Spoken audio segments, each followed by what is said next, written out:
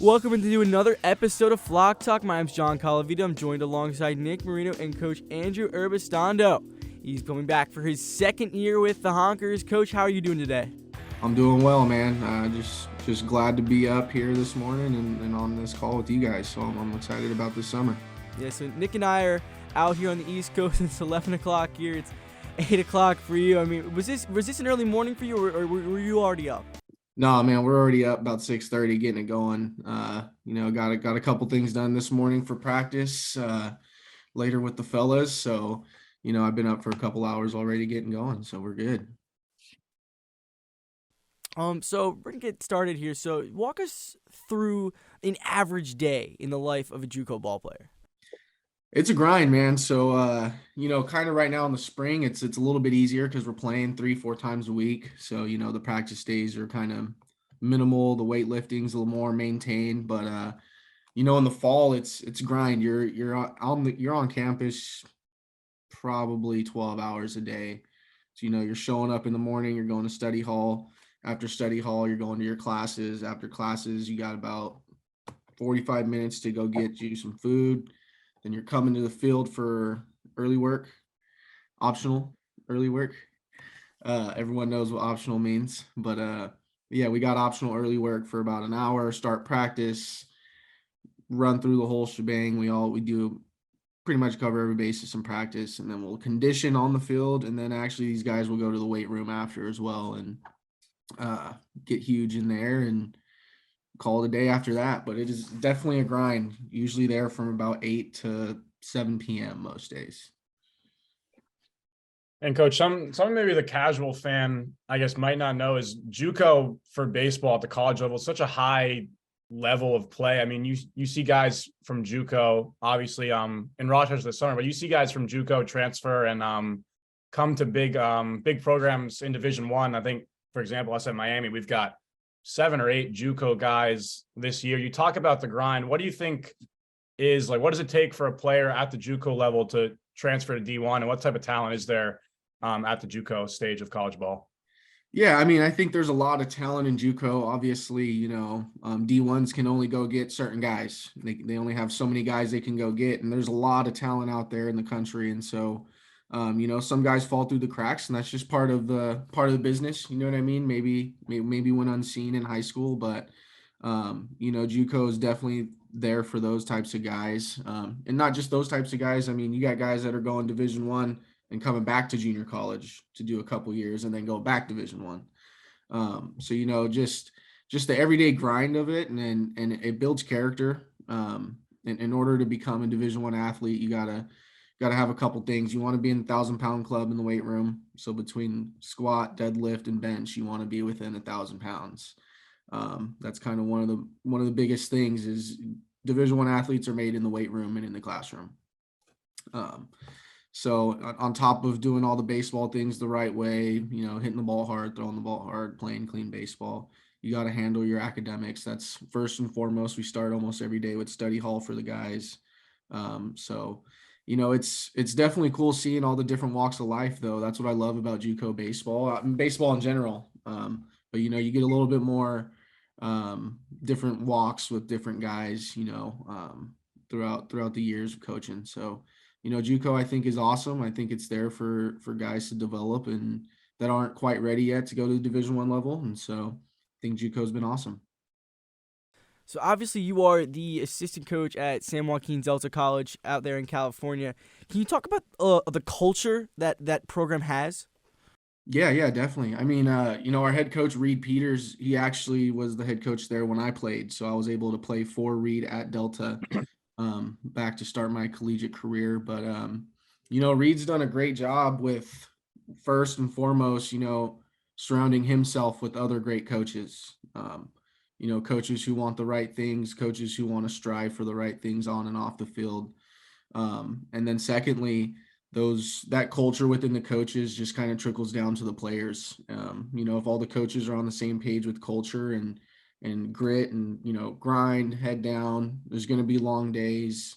As long as all of us are on the same page there, it's pretty easy to maintain that culture within the team. Just because we're all on the same page. We use the same vocabulary. Everyone's, striving for the same goal. But the culture is it's gritty, grindy. Um, everyone loves each other. I mean, it's a lot of fun. So. And coach, you started your career, your playing career at Delta, then you transferred to Bryan College, NAIA, out in Tennessee, and then obviously you came back to Delta to be a coach. What's it been like, of course, coming through Delta as a player and then coming back as a coach? How special has that been to return on that level? It's been super special. I'm actually from Stockton, California, where Delta is, and so being a kid growing up in the streets of Stockton and navigating that and having some fun and going out and watching games, while I was in high school watching Delta play. And then, one day hoping I could play at Delta. First and foremost, that was awesome, an awesome opportunity, forever thankful for that. And then I'm very thankful for Reed bringing me back as an assistant coach. It's been a great experience. And it honestly has given me a different, how do you say it, a different, perspective on the game and on Delta, because, obviously when you're a player, you don't get the coaching side of things. When I was a player, I was really worried about myself and the team and just winning ball games. But, coming back as a coach, you're really more worried about the guys and, you're worried about them personally. You want to make sure they're cared for, they're loved, they're on top of their stuff. You know what I mean? A lot of guys are, far from home. So, we want to do our best to make sure that their parents know they're taken care of and we're building good character guys off the field. Can you talk a little bit more about your upbringing? I know that like where I'm from shaped who I became, like my work ethic, but growing up in Stockton, California, and with the support that your family gave you, how did that shape you into the man you became? Yeah, I mean, obviously, a lot of times Stockton, California gets a bad rap just because a lot of the gang violence and stuff like that that's going on. But, my family did a great job of, I was never, in any of that like that. I always had a roof over my head, clothes on my back, whether my dad or, wasn't making enough money, he made sure that we were taken care of, myself and my brothers. But it's very tough navigating that growing up. A lot of guys can go left or go right, and those guys that take a left turn, sometimes they want to take you with them, and it's not their fault because that's all they know growing up. And it's just nice seeing it from an adult perspective now, and being able to kind of be the change in the community and be a catalyst to, maybe some guys didn't come up knowing a lot of connections or anything like that, and maybe I can be that guy for them. So, growing up here and being able to coach here is a big deal for me because one, it's obviously where I played, but two, it's more importantly the community I came from, and I just want to do what I can to give back. So. Yeah, that's incredible. Switch gears a little bit. So obviously you're coming back for your second season, Rochester, but Minnesota, California, not too close in the country. How did your relationship come to be where you got the position as head coach up in Rochester? So it actually came from one of my former players, man. Last fall, I got a random call from Carson Stevens, and he had played for Rochester the summer before, and kind of caught wind that the head coach was leaving, and he shot me a call and was like, "Hey, man, I think you'd be a great fit. I'm gonna give your name to Jeremy, and just looking out for you." And I thought that was awesome because at the end of the day, you want to build relationships with your players that last longer than baseball. And the fact that I got a former player, vouching for me to be a head coach, actually my first head coaching job in collegiate baseball, that was a pretty cool feeling for me. So, shout out to Carson on that. And but that's kind of how it came to fruition. Carson kind of started that catalyst, and then had a couple conversations with Jeremy and Clint, and kind of sky's the limit from there. Now we're back here, baby. Let's go Honks. That's awesome. No, because this whole world, like everything, people say it on and off. It's all about networking. And I mean, you got your first, real head coaching job from a former player. I got my first broadcasting job from a former coach. But exactly. Obviously, last season was your first time as a head coach, correct? Yes, sir. Okay, so was there a bit of a learning curve, switching from assistant to head coach, just being able to make all the decisions and having the final say? Yeah, no, there was definitely a big learning curve for me. obviously being an assistant coach your whole life, not all the responsibility is on you, and so it was my job to take accountability for the entire team, whether it was good or bad. I'm the head guy, so I got to take accountability for that and just kind of handle it there. But it was funny because I'm so thrown off by the final say being mine, which it's not like a power type of thing. It's just more I'm used to just saying, hey, so hey, what do you think?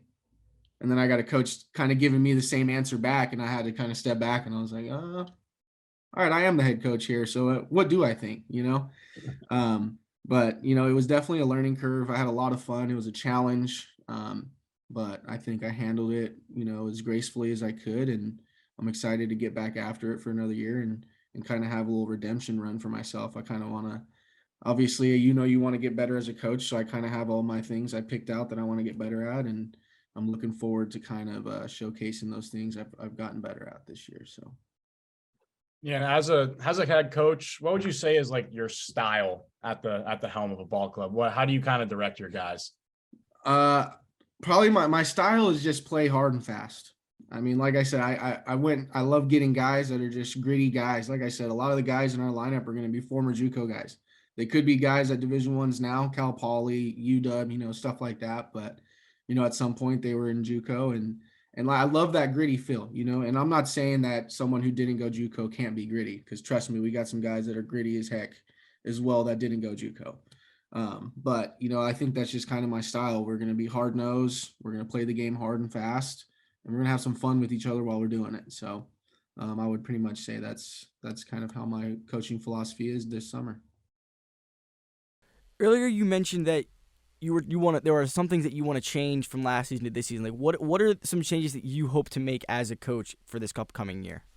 Yeah, no, I think I just want to be a little bit more in tune with my guys. I obviously summer ball is a little bit harder than fall and spring, because fall and spring you have that entire 8 months or whatever that is, 9 months to get to know a guy, get to know about their families, and really dive deep and care about these guys. I would say last summer was a little bit tough because it's just more of a revolving door. You got guys coming in and coming out constantly throughout the summer.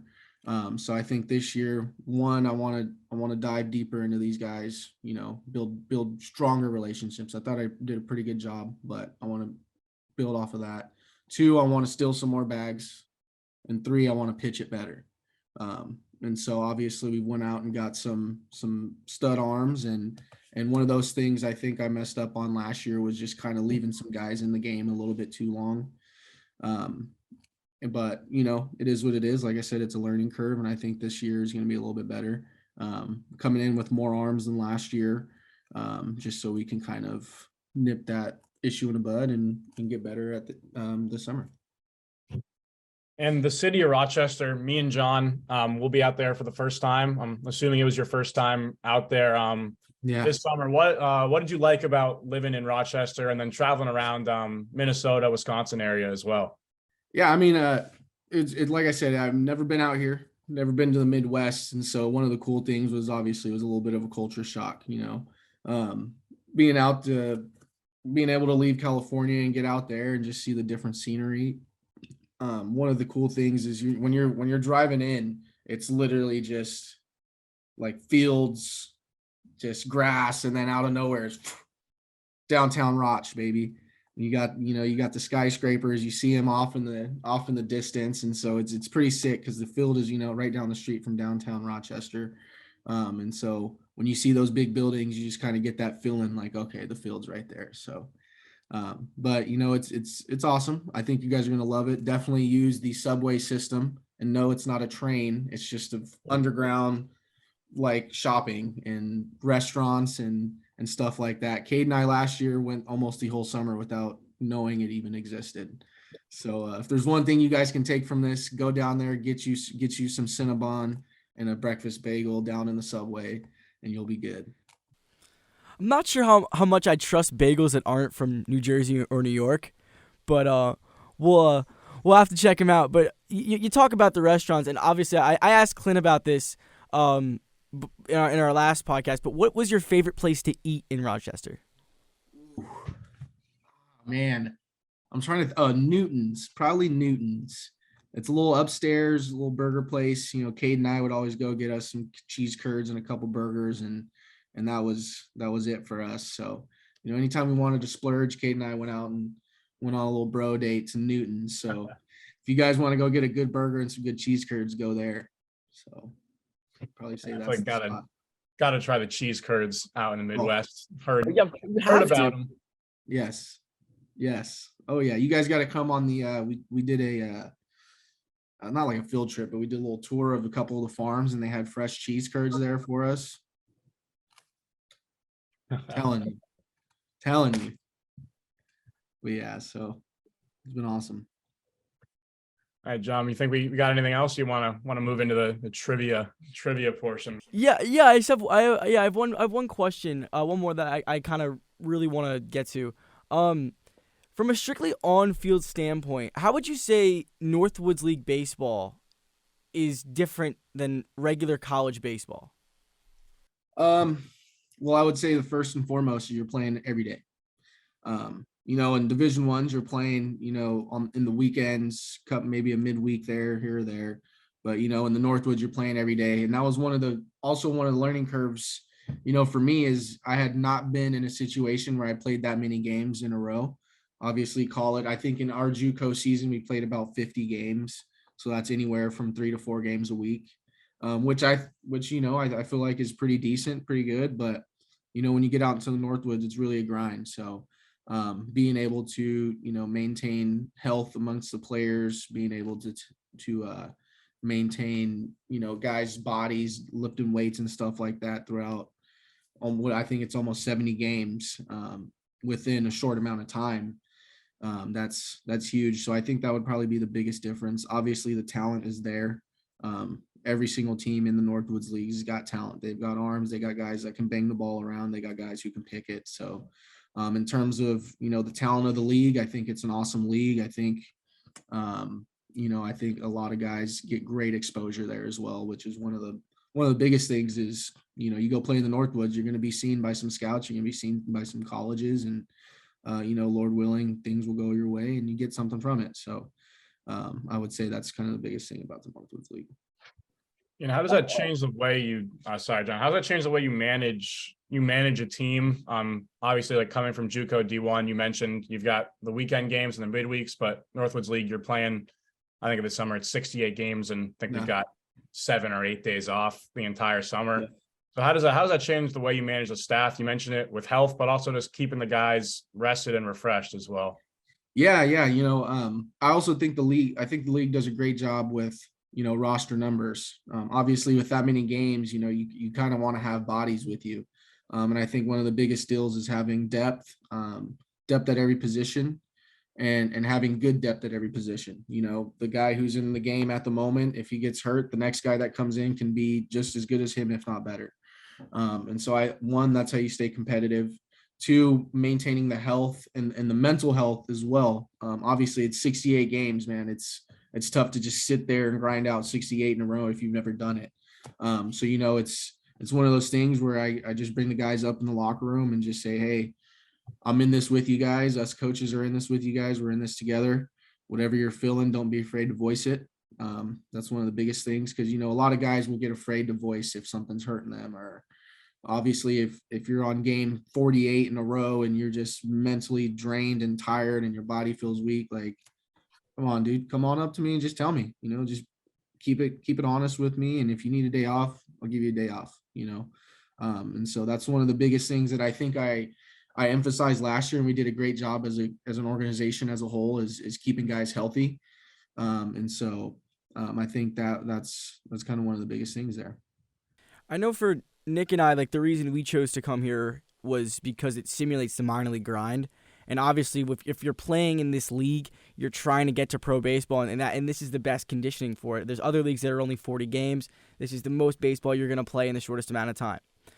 But so, Coach, I texted you the other day asking you what your favorite team was, and you told me it was the New York Yankees. So something that we're going to do at the end of each podcast is ask 5 trivia questions about the interviewee's favorite team. So obviously your team is the Yankees. If you get 4 out of 5 correct, I gotta buy you a pack of seeds. Okay. All right. All right. Question Massage one. this out real quick. Excuse my tan lines, by the way. I got some tan lines going. Full send in the spring, baby. It's so cold here. Like, All right, let me dig back in my bag here. I gotta understand my Yankees trivia. You might stump me here, but we'll go. We're gonna go. I was mean to Clint. Like I gave hard questions to him. Yeah, those ones those ones are pretty mean. No, but these aren't gonna be that bad. All right, let's All right. So can you name the two numbers that the Yankees have retired twice? Retired twice. Can you tell me who they are? Well, I'll tell you who they should what number they should retire 5 million times is number 2, Derek Jeter, because that's the greatest shortstop of all time. Quote me on it. But I'm gonna go 42. Yeah. And I'm gonna go. It's not 3, is it? Is it 3? All right, go ahead. Tell me. Let me know. 8 for Bill Dickey and Yogi Berra. Yogi Berra. And then obviously 42 for Jackie Robinson and Mariano Rivera. Yeah. Right. Okay. So I get half a point there. Yeah, I'll give you half credit for that. I'll take that. I'll take that. The Yankees have won 27 World Series between 1923 and 2009. But what was the decade that they didn't win a ring?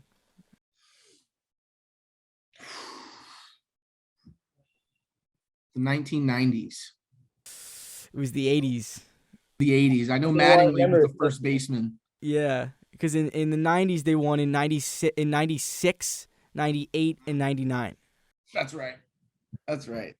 Who was the shortstop for those 3? It was Jeter. See, you say Jeter's the best shortstop of all time. I argue that Jeter wasn't even the best shortstop on his team. Those are fighting words there. Wow. That stressed me out right there. I'm not gonna lie, John. You just stressed me out a little bit. The Yankees have a 500 or better record against every major league team ever.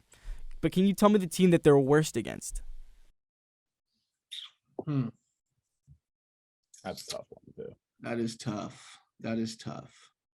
It's tough, but if you don't get We're going AL or NL? AL. AL? Yeah. Is it the Tampa Bay Rays? It is the Houston Astros. I didn't want to say that. I refused to say that.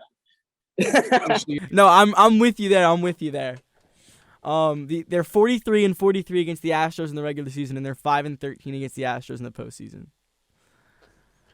The Yankees have had 16 captains in their storied history, the last 2 being Aaron Judge and Derek Jeter. Who held the title before Jeter? Don Mattingly. Yes, sir. There we go. There's on the board. Baby. All right, last one. Who was the last Yankee to win World Series MVP?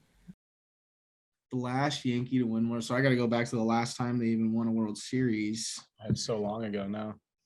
Unfortunately, it is. No, this is actually the longest stretch the Yankees have gone without winning a World Series since winning their first one. Yep. I got one quick question. Who is your team, John? I'm a Phillies fan. I was hoping you were going to say Red Sox because it was going to That's he's a Red Sox fan. Yeah, I'm a Sox fan. Oh, I can't wait to see you guys.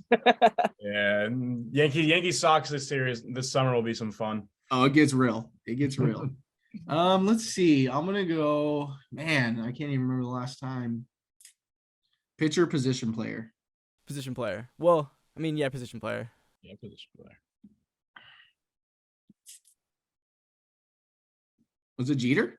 It was Hideki Matsui. Hideki Matsui. What a guy.